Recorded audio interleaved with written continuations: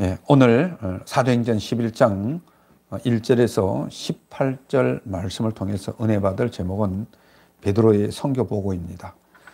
먼저 시간에는 베드로는 성령의 역사하심에 따라 고넬료의 집에서 말씀을 증거할 때 성령이 임하여 고넬료가 세례를 받음으로 기독교의 일원이 되었다는 것들을 우리가 살펴보았습니다. 그래서 이 시간에는 베드로가 이방인들을 위한 선교를 마치고 예루살렘에 올라갔을 때 할례인들과 형제들로 인해서 많은 비난을 받았습니다. 그때 베드로가 어떻게 가이사랴에 있는 이방인들이 말씀을 듣고 성령을 받았는지를 그들에게 설명하는 과정을 이 시간에는 살피면서 은혜 받는 시간이 되기를 예수님의 이름으로 축원합니다. 유대에 있는 사도들과 형제들이 이방인에 대한 소식을 들었습니다. 어떤 소식을 들었습니까? 1절을 보면 이방인들도 하나님의 말씀을 받았다는 소식을 들었습니다. 소식보다는 소문을 들었다. 이렇게 우리가 볼 수 있습니다. 그래서 이 당시 사도들과 형제들이 언급되는 것은 이방인들에 대한 논쟁이 매우 심각했다고 봅니다. 여기에 사도들은 12사도를 가리키며 형제들은 기독교 공동체에 속해 있는 기독교인을 가리킨다고 우리는 볼 수가 있습니다. 그래서 이방인들이 성령을 받았다는 것을 들었다는 것은 고넬료의 성령 체험 사건을 말하는 것입니다. 또한 베드로가 가이사랴에서 며칠 머물렀다는 점에서 베드로가 예루살렘에 올라가기 전에 고넬료에 대한 소문이 예루살렘에까지 퍼졌다는 것입니다. 그래서 이 구절은 이방 선교에 대한 정당성을 강조하기 위한 발단이었다. 이렇게 우리가 볼 수 있습니다. 그래서 베드로가 가이사랴에 고넬료에게 말씀을 전하고 예루살렘에 올라갔을 때 누구의 비난을 받고 있습니까? 2절, 3절을 봅니다. 베드로는 할례자들의 비난을 크게 받았습니다. 할례자들, 할례받는 자들. 또한 형제들을 통해서도 비난을 받았습니다. 여기서 말하는 할례자들은 개종한 유대 기독교인들을 가리킵니다. 이들이 기독교 개종했음에도 불구하고 무할례에 대한 상당한 우월의식을 갖고 있으면 무할례자에 대한 그들의 노골적인 편견에서 잘 입증해주고 있다. 이렇게 볼 수가 있는 것입니다. 무슨 얘기입니까? 내가 구원을 받고 내가 성령을 받고 내가 은혜를 받았다는 것은 이미 우리의 그런 특권이 있어. 할례를 받았기 때문이고 나는 유대인이고 뭔가 모르게 다른 사람하고 좀 틀리기 때문에 이런 은혜를 받았다는 그런 우월의식을 가지고 있다는 것입니다. 이것은 마치 우리 기독교인들도 마찬가지입니다. 내가 구원을 받고 내가 예수를 믿었다는 것은 내가 축복을 받았다는 것은 뭔가 모르게 누구보다도 내가 우월하고 잘했기 때문이다 하는 이런 편견을 가지고 있다고 우리는 볼 수 있습니다. 그러나 갈라디아서 5장 6절을 보면은 할례나 무할례나 효력이 없을 때에 사랑으로 역사한 믿음뿐이니라. 다시 말해 성령을 받고 또한 은혜를 받고 거듭나는 것은 믿음으로 말미암아 우리가 거듭날 수 있다는 것들을 우리는 잘 알 수가 있습니다. 그런데 당시 대부분의 기독교인들이 유대인으로부터 모두 할례자였다는 점에서 볼 때 여기서는 막연하게 유대 기독교인을 지칭했다기보다는 특별히 할례를 강조하거나 유대적인 전통을 자랑하는 자들로 바리새파에 속해져 있던 자들이라고 보는 것이 타당할 것입니다. 그들이 베드로를 비난했다는, 다시 말해서 베드로를 힐난했다는 것은 단순히 문제를 제기하는 것이 아니라 이미 그들을 단죄하는 차원입니다.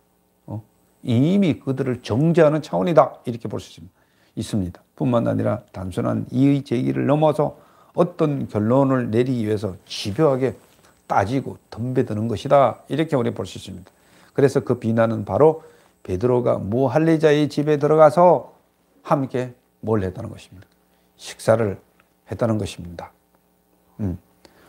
그래서 베드로가 그 비난에 대해서 어떻게 설명하고 있습니까? 4절에 봅니다. 베드로는 그 할례자들에게 비난받은 사항을 하나하나 해명했다고 이야기하고 있습니다. 그런데 이 해명이라는 이 단어는 특별한 의미가 있습니다. 그래서 베드로는 문제 제기에 대해서 할례자들에게 매우 정중하고 권위 있는 분위기로 설명을 해 나가고 있는 것입니다. 다시 말해서 자기가 생생하게 체험했던 것을 간증하고 있는 것입니다. 그러니까 내가 체험했던 걸 간증할 때는 살아있는 말씀이 되는 것입니다. 내가 체험하지 않는 것을, 남의 들었던 것을 간접적인 얘기하는 것은 그거는 힘이 좀 빠져 있습니다. 그렇지만 내가 목격하고 내가 목도하고 내가 체험했던 것들은요, 살아 역사하는 말씀이 될 수 있다는 것입니다. 이런 차원에서 설명하고 있다는 것입니다. 다시 말해서 이런 차원에서 자기가 체험했던 것을 하나님의 말씀으로 선언하고 선포하는 그러한 언어로 쓰여졌다. 이렇게 우리가 볼 수 있습니다. 그래서 많은 사람들이 은혜를 받아서 한동안 70년도, 80년대는 우리가 하나님의 은혜를 체험하고 몹쓸병에서 고침을 받았던 것을 우리가 간증하는 것도 많이 들었고, 또한 문제가 정말 해결될 수 없는 것인데 이런 기적도 일어났다는 것들을 우리는 간증한 소리를 참 많이 들었습니다. 그래서 그 당시에 우리나라의 기독교가 굉장히 발전되었던 걸 볼 수 있습니다. 그래서 한 집 건너 하나의 교회가 들어서고 많은 사람들이 예수를 믿었습니다. 그래서 여기 가까운 삼각산에다 보면 우리 때 70년도, 80년대만 해도 그곳에 기도하는 사람들이 굉장히 많았습니다. 저도 삼각산에 기도하러 가본 적도 있고 보면은 뭐 여기저기서 기도하는 사람이 많았습니다. 근데 지금은 그런 것들을 찾아볼 수가 없죠. 그래서 베드로가 욥바에서 기도할 때 항월 중에 무엇이 보였다고 얘기하고 있습니다. 이제 거기에 대한 간증이 시작되고 있습니다. 5절을 봅니다. 베드로는 욥바시에서 기도할 때 황홀한 중에 환상을 보았다고 얘기하고 있습니다. 그 환상 중에 큰 보자기 같은 그릇이 4기에 매어 하늘로부터 내려온 것을 보았다고 했습니다. 그것이 하늘로부터 내려 자기의 앞에 드리워졌다고 이야기하고 있습니다. 그래서 보자기에 드리웠던 것을 보았을 때 그것이 무엇이었다고 말씀하고 있습니까? 6절을 봅니다. 베드로가 그것을 주목하여 볼 때 그것은 4발 가진 것과 들짐승이었다, 이렇게 얘기를 하고 있습니다. 부정한 것이었다, 이렇게 얘기를 하고 있습니다. 또한 기는 것과 공중에 나는 것들이 보였다고 했습니다. 더 부정한 것이었죠. 이것이 보였다고 얘기하고 있습니다. 그래서 그때 베드로가 어떤 소리를 들었다고 말씀하고 있습니까? 7절을 봅니다. 그때 베드로는 소리를 들었는데 그 소리가 뭐였습니까? 베드로야, 그 부정한 것을 잡아 먹으라, 이렇게 얘기했다는 것입니다. 그걸 잡아 먹으라는 것입니다. 이게 말이나 됩니까? 그래서 베드로가 그 소리에 베드로의 대답이 무엇이라고 얘기하고 있습니까? 8절에 봅니다. 베드로 자신은 주님, 그럴 수는 없습니다. 내가 지금까지 그런 일이 없습니다. 어찌 이런 일이 있을 수가 있습니까? 그랬을 때에 두 번째 주님의 대답이 뭐였습니까?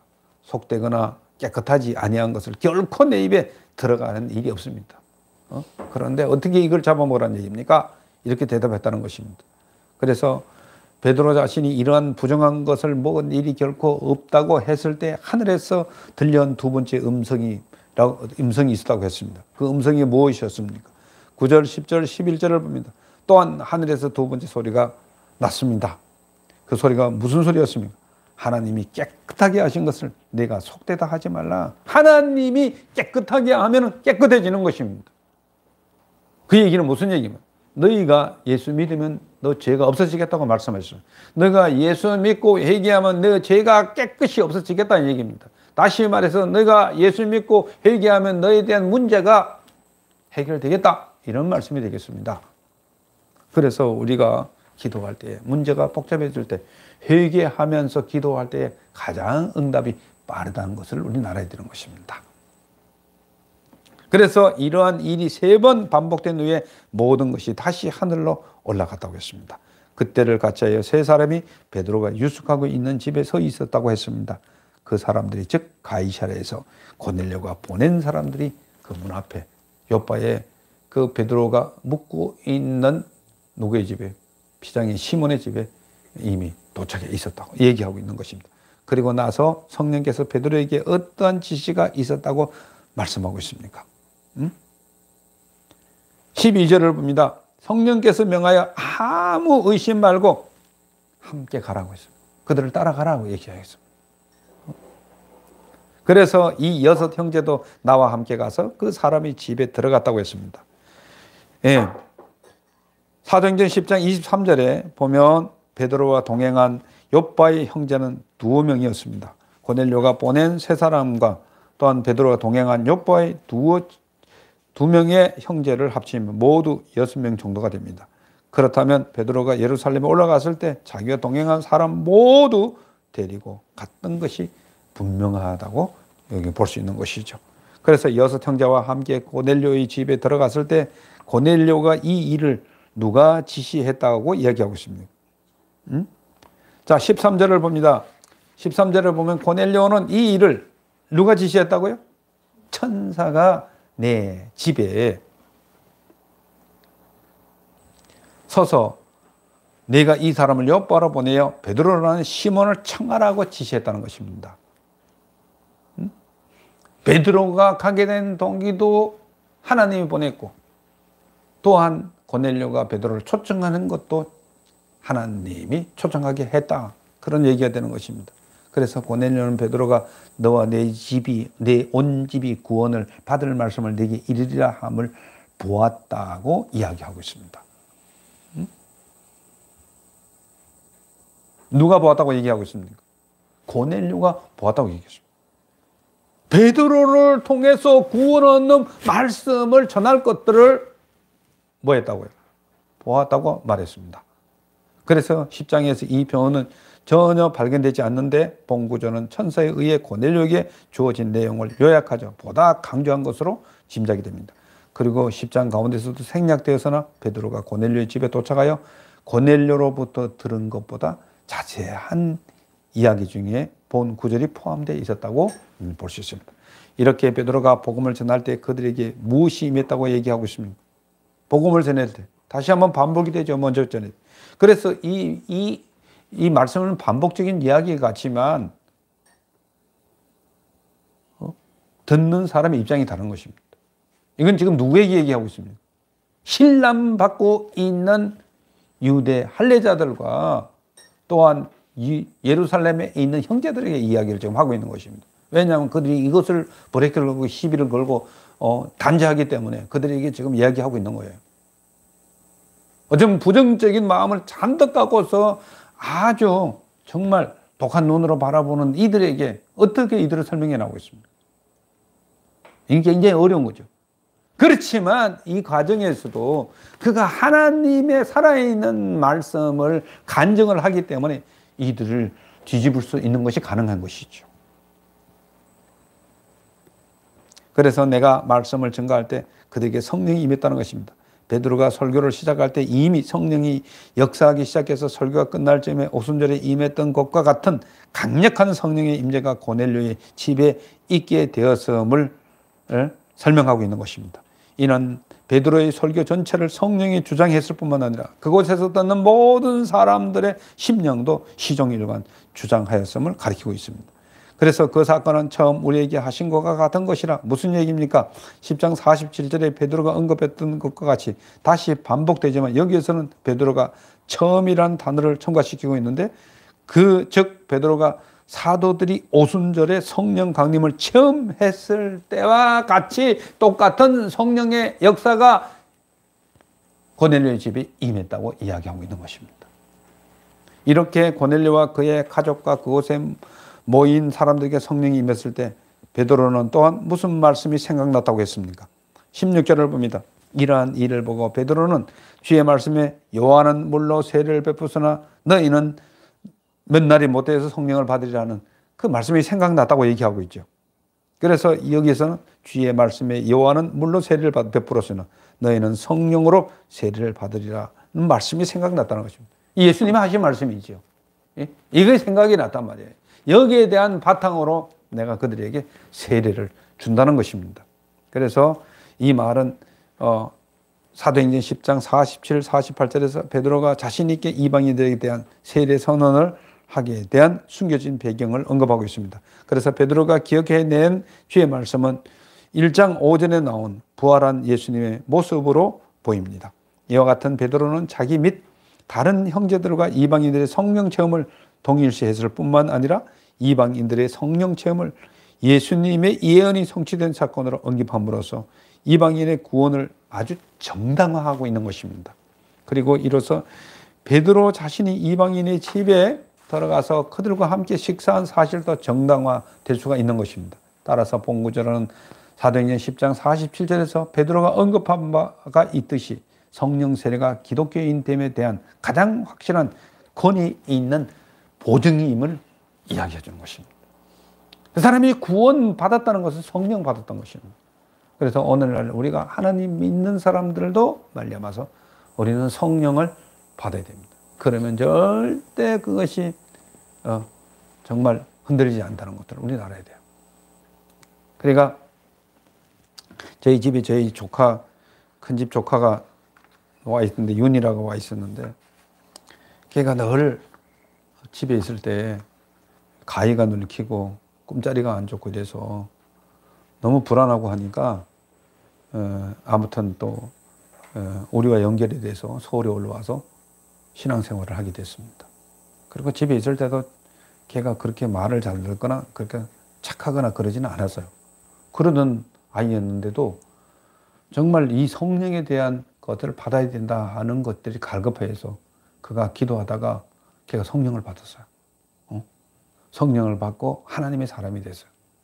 그러고 나더니 일체 술을 다 끊어버리고 일체 뭐 그런 어떤 것들을 다 끊어버리고 얼마나 신앙생활 잘하는지 몰라요. 그렇게 해가지고 뭐 그가 뭐 생활 패턴이 잘 바뀌었다는 그건 아니었는데, 그렇지만 신앙 하나만큼은 분명합니다. 헌금하는 것도 분명하고 성령을 받더니만 딱 움직이지 않고 아주 자기의 바른 신앙의 패턴을 가는 것을 봤습니다. 그래서 성령이 임한다는 것은 사람을 이렇게 바꿔놓습니다. 새 사람이 만드는 거예요. 그런 정 누구든지 그리스도 안에 있으면 새로운 피조물이라 이전 것은 지나갔으니 보라 새 것이 되었도다. 이 말씀이 되는 것이죠. 그래서 우리가 복음을 듣고 예수님이 십자가에 못 박혀 죽으셨다는 것들은 우리의 죄를 없애는 그러한 의가 되는 것이고, 또한 내가 성령을 받았다는 것은 내 속에 정말 새로운 의로운 일을 할 수 있는 그러한 의의 생명이 내 속에 있다는 것을 얘기해 주는 것입니다. 그래서 기독교인에는 보면은 존 캐년이 얘기했지만 두 가지 의가 있는 것입니다. 하나는 정죄로부터 벗어나는 의요, 하나는 내가 정말 옳은 일을 할 수 있는 살아가는 생명의 의가 내 속에 존재한다는 것입니다. 그런데 이런 의식을 가지고 우리가 늘 살아가야 된다는 것을 보여주고 있습니다. 그래서 베드로는 무엇을 막을 수 없다고 얘기하고 있습니까? 17절을 봅니다. 하나님은 우리가 주 예수를 믿을 때에 주신 것과 같은 것들을 그들에게 주셨다는 것입니다. 보세요. 이 헬라인들에도 이야기하는 것들이 무슨입니까? 이 할례자들에도 이야기하는 것이 무엇입니까? 너희들이 받았던 그 은혜가 똑같이 그들에게 임했으니까 내가 세례를 주는 것을 금할 리가 없다는 것이죠. 금할 이유가 없다는 것이죠. 하나님이 하시는 일을 절대 막을 수 없다고 여기서 얘기를 하고 있는 것입니다.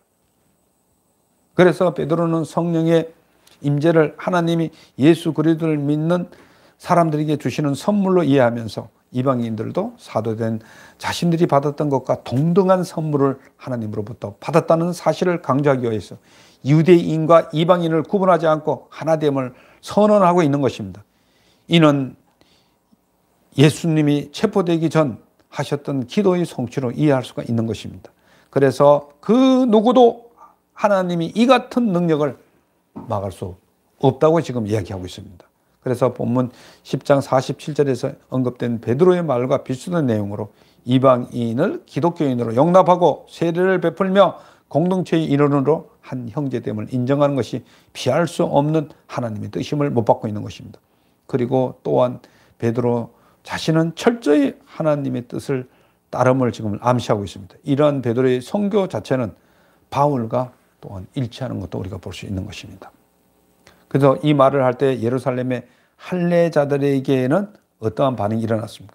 이렇게 해서 베드로는 할례자들과 또한 예루살렘에 있는 그 형제들에게 그 혼란을 하고 그 비난을 퍼붓는 이들에게 이러한 간증을 하고 이러한 말씀에 대한 선포를 하고 이러한 내가 고넬료 이방인들에게 세례를 줄 수밖에 없고 그들과 같이 밥을 먹을 수밖에 없었던 이유를 이렇게 간증으로 설명했을 때 그들의 반응이 어떻게 나타났습니까? 18절을 봅니다. 그들은 뭐 했다고 얘기하고 있습니다.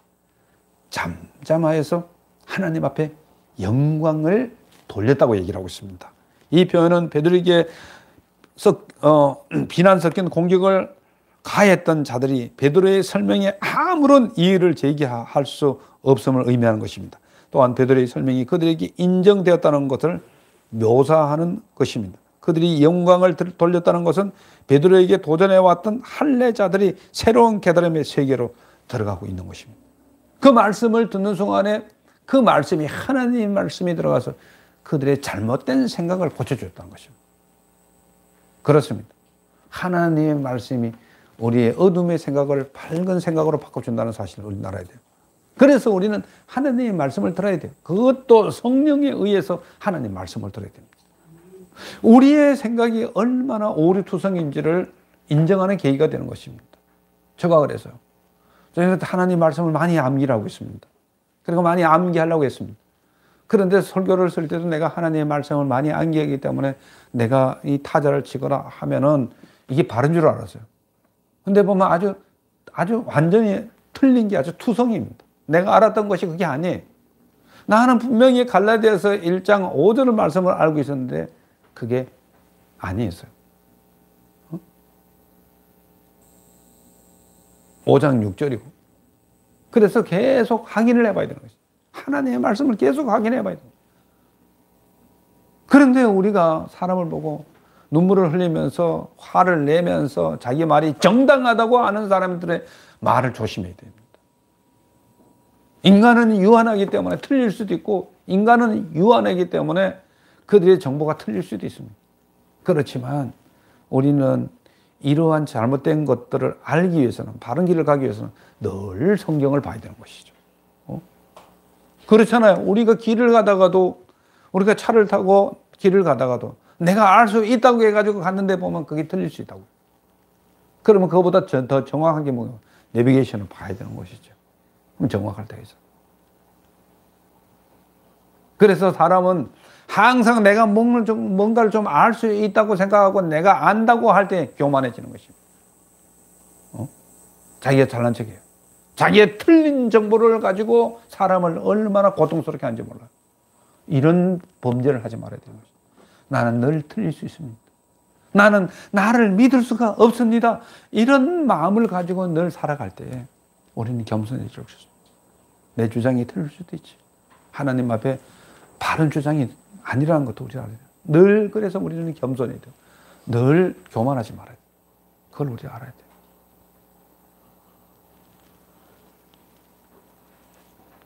그래서 이 할례자들은 얼마나 자기들이 교만했습니다. 뭔가가 틀려. 우리는 세례받은 사람이 다르고 뭔가 모르게 할례받은 사람들이 달라. 무할례자들은 그걸 알 수가 없어. 근데 이방인들이 그들이 알 게 뭐야? 이런 식으로 그들을 판단했던 것입니다. 그리고 그들은 하나님 앞에 이방인에게도 뭘 주신다는 걸 알았다고 했습니까? 생명 얻는 회개를 주셨다는 것을 알았어요. 누구든지 회개하면, 누구든지 하나님을 믿으려고 하고 그들이 회개하면 그들에게도 생명을 주시고 구원도 주시고 은혜도 주시고 축복도 주신다는 것들을 알았다고 얘기하는 것입니다. 그래서 베드로가 언급했을 법한 결론적 이야기를 유대주의 기독교인들이 먼저 말함으로써 하나님께서 이방인들에게 주신 구원의 의미에 대해서 극적인 효과를 높이고 있는 것입니다. 즉 이방인들에도 생명에 이르는 회개의 기회가 주어져 있음이 반대자들이었던 할례자들에 의해서 선언됨으로써 초대 교회 안에 있어온 이견들이 통합하여 이방인 선교가 확실한 권위와 보증을 받게 되는 계기가 되었다. 이렇게 말씀을 드릴 수 있습니다. 사랑하는 성도 여러분, 베드로는 이렇게 훌륭하고 아름다운 이방 선교를 하고 예루살렘으로 돌아왔습니다. 그런데 환영은 고사하고 할례받은 유대인들과 기독교인들로부터 적지 않은 비난을 받아야 했습니다. 그러나 베드로는 그가 체험한 사실이 하나님의 강권적인 역사로 이루어졌음을 선포함으로 이 선교사에게 하나님의 약속에 의한 일이었다는 것을 인식하는데 성공한 것입니다. 그렇습니다. 이 시간에는 여러분들도 어떤 일을 만나든지 성령의 임재로 말미암아서 영혼을 구원하는 역사가 여러분의 환경에서 계속적으로 일어나기를 예수님의 이름으로 축원합니다. 기도하겠습니다.